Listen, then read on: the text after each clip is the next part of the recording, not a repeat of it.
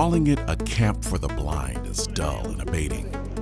Participants have been designated athletes, an appropriate title considering the lineup of activities packed into an extended weekend.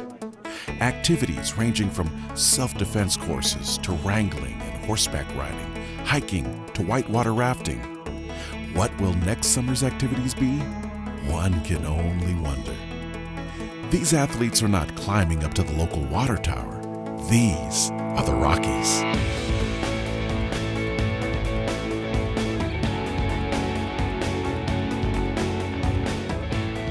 This is my first time with ExMO, and we're doing stuff outdoors. That's what I really like doing, and you know, if you want to progress and do more, they allow that.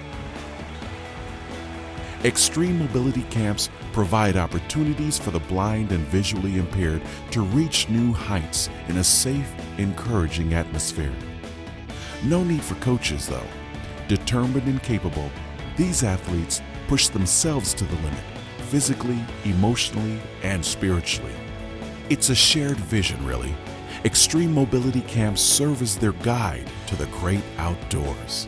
We all seem to enjoy physical activity in the outdoors and being together and enjoying those things with other people who enjoy those things.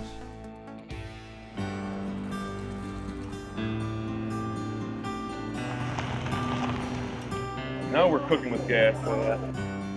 Okay, so ideally the person with the better vision is in the back steering. Yahoo! The troop took to the water naturally, driving the vessels forward with their paddles. The world behind drifted away. The brisk, fresh air along with the comfortable ride culminated into an unforgettable experience. Aside from a couple of fender benders and moments of congestion, athletes maintained unity like a flock of geese gliding in formation. The occasional rapid kept everyone alert and excited, particularly the kayakers, since the larger rafts often descended upon them like a killer whale to a seal. Midday, everyone disembarked onto a small island and made their way up the rocky shore. The mission? To free float down the rapids, that is to say, without the rafts. The athletes locked arms and jumped right in.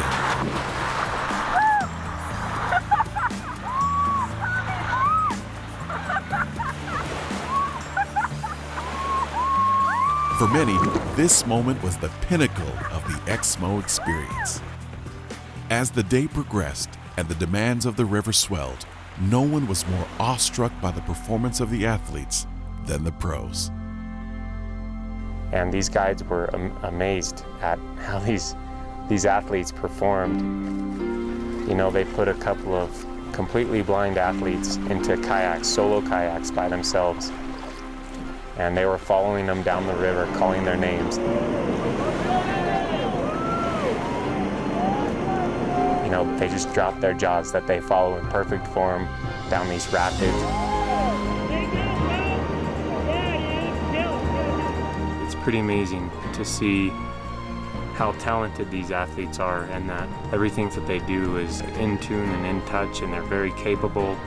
They perform way above and beyond what I think anybody expects them to do. It's pretty remarkable.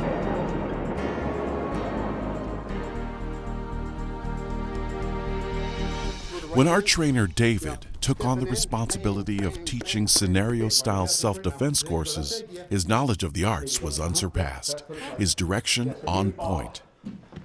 He made only one grave mistake, playing the role of the aggressor.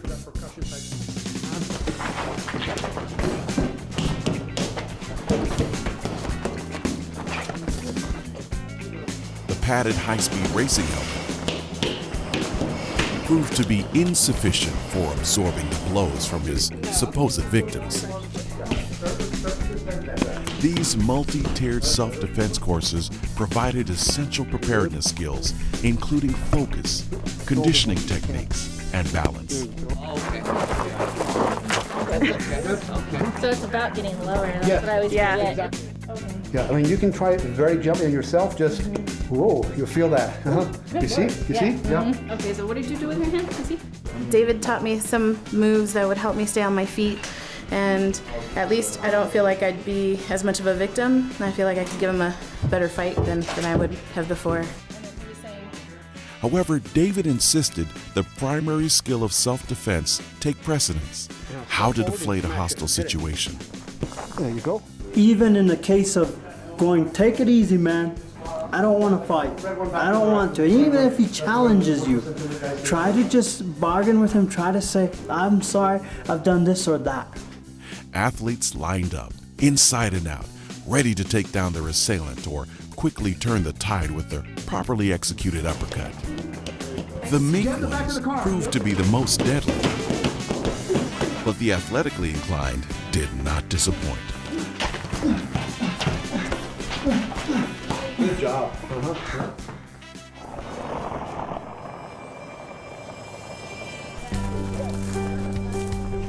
At Raise the River Ranch, guide dogs were rounded up and horses unleashed, enabling athletes to develop leadership skills through traditional and natural horsemanship techniques. Athletes were transformed into cowgirls and cowboys under the Colorado sun. What was that again? Yeehaw! Yeah! Like I said, cowboys and cowgirls. So this camp pushes me to my limits. We did a little training. We learned how to rein a horse. We learned how to communicate a little bit with the horse. And we actually took a trip around a trail. Athletes acquired nonverbal sensory and roping skills in an authentic environment. Most enjoyable, perhaps, was the fact that athletes were allowed to practice roping exercises on each other. This opened up all kinds of opportunities. At high noon, athletes mounted their little doggies. Sorry guys, it's just an expression. For a brisk trail ride in the backyard with the locals. Only thing missing is the soundtrack. That's better.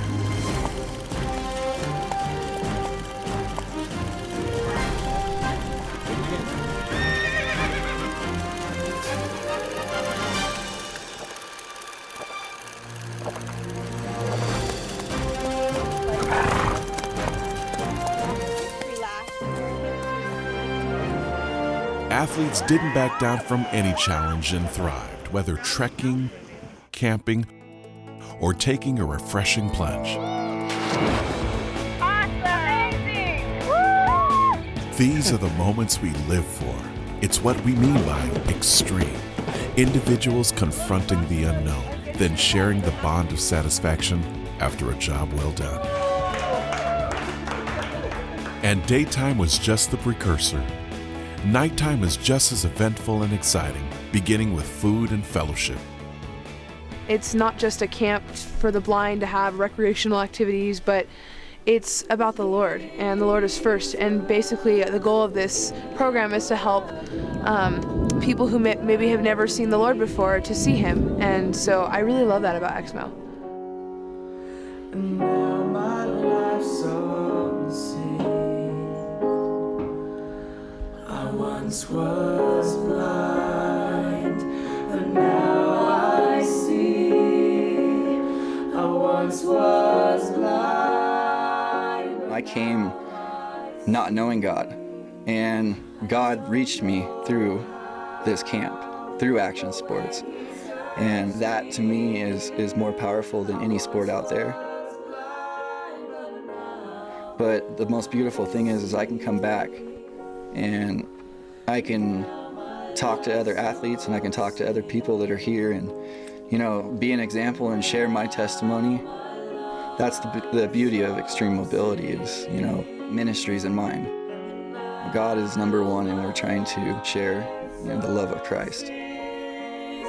I once was dead, but now I live. I once was dead, but now I live. Extreme mobility camps are as spiritual as they are physical, more so even. This is not just a rigorous vacation.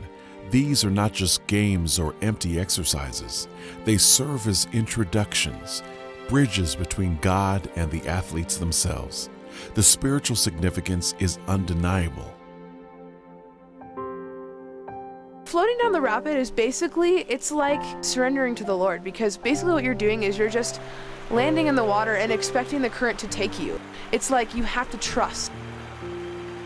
And it really taught me that, you know, it's almost like surrendering to the Lord. You got to trust that He will take you where He wants you to go.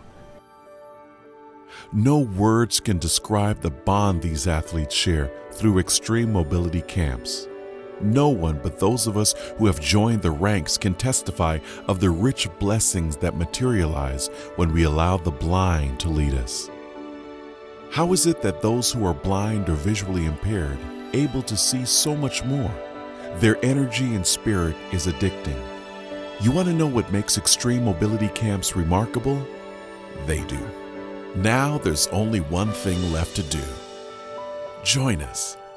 If you find yourself in the dark, gather together with some friends and step out into the light. A boundless world awaits. It's God's playground, and there is plenty of adventure to go around. But hold on tight. There is a wave of joy up ahead.